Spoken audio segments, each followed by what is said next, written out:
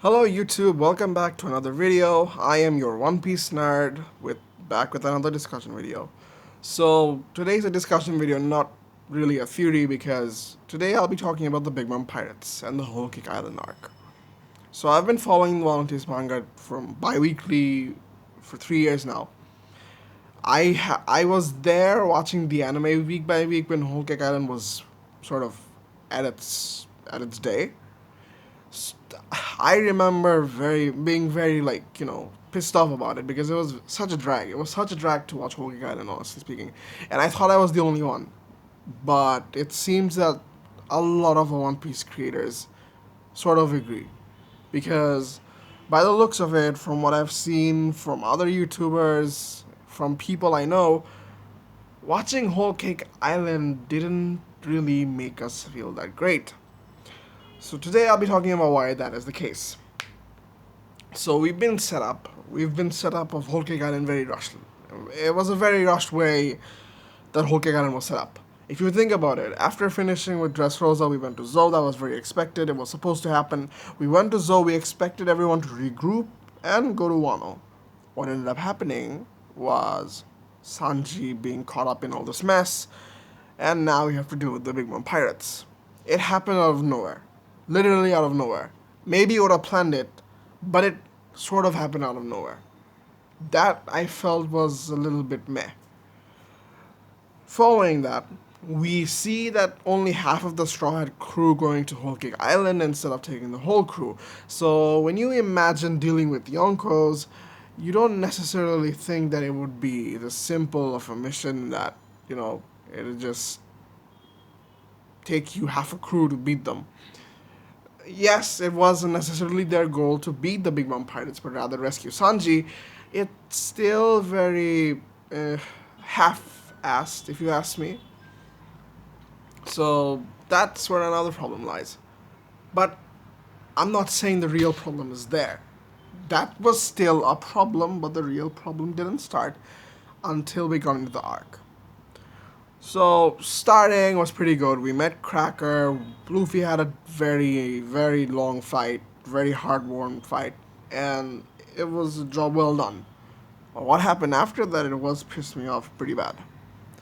We saw the dysfunctionality of the Big Mom Pirates. We've seen that when Big Mom isn't in charge, when she gets her hunger pangs and she just basically goes nuts and has no idea of what's happening, there's no one to lead the group. No one has a leadership role in the group other than Big Mom. We see Karakuri step up, but we see the dysfunctionality in the whole crew. And coming from what we've seen before, we've seen Whitebeard having commanders who had their own divisions, who were leaders of themselves, take on charges and do things on their own. That was very smart, rather than waiting for the captain's order. That came as a shocker. And see, another reason why we were very let down was because it was the first Yonko that Luffy and the Straw Hat crew faced.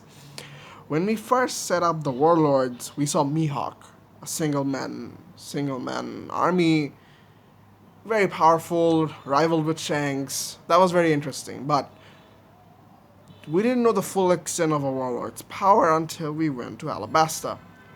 And the way Alabasta was set up and the way the whole arc played out, we saw that Crocodile was very dangerous.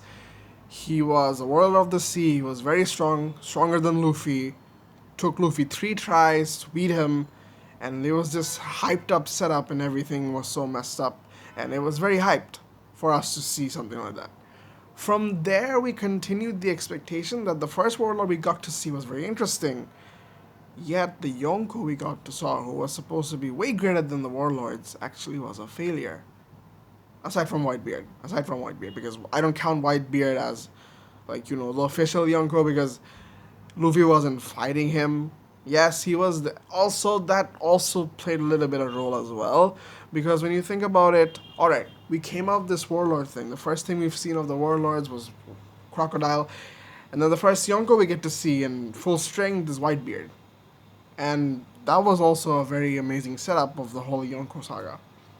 But then we move on to Big Mom, we see the whole dysfunctionality in the group, and we think, is she really a Yonko? Is she?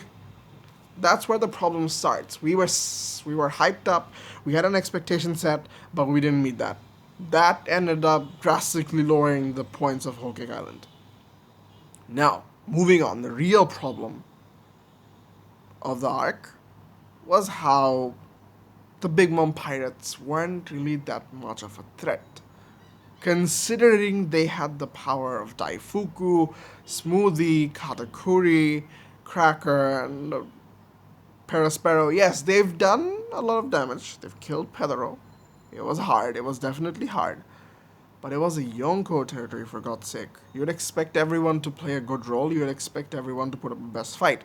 But apparently it was very lazy. They were very lazy. I don't think that's Oda's fault. I think Oda deliberately wanted us to show us. He wanted to show us that even though she's a Yonko, she's not the best. She doesn't have the best crew.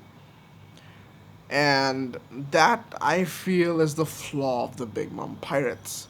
So my point of the video is the fact that it's a continuous series. I'll be talking about the 4 Yonkos, Big Mom, Kaido, Blackbeard, and Shanks over the next 4 videos, and then I'll come to a conclusion in the 5th.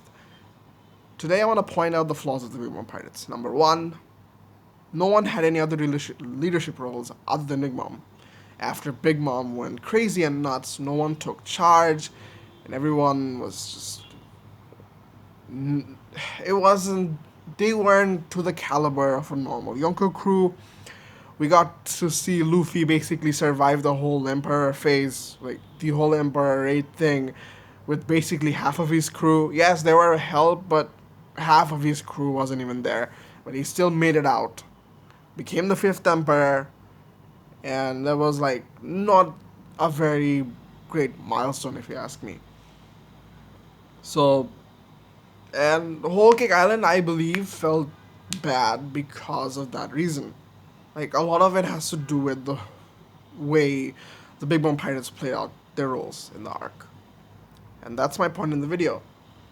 We saw a crew that is very dysfunctional compared to Whitebeard's crew, compared to Luffy's crew. And that, I believe, is what Oda wanted to show us. That even though she's a Yonko, everyone has their flaws. And I believe each of the Yonko have their own flaws.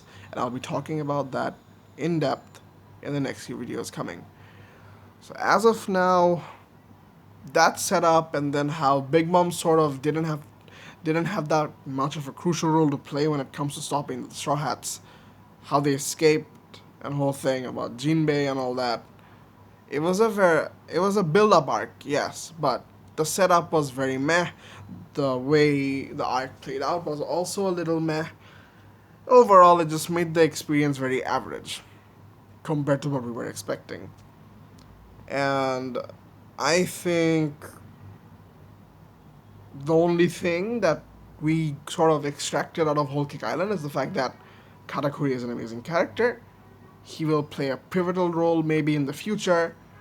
We saw someone with the power of the Third Eye Clan who can actually read poneglyphs, which is pudding. And we got to see Big Mom. We got to see Big Mom play a pivotal role in the Wano saga. Aside from that, point is, Oda showed us an example of a dysfunctional Yonko crew, which is not fit to be the king of the who is not fit to be the king of the pirates. That is it for this video. Maybe this was a very bad video in terms of my other ones. Maybe all of them are bad. Let me know. Let me know in the comment sections whether you guys agree or disagree. But this is just a build-up. I just wanted to put my thoughts out on the whole saga I wanted to put my thoughts out for the arc, for the Big Mom Pirates as a whole.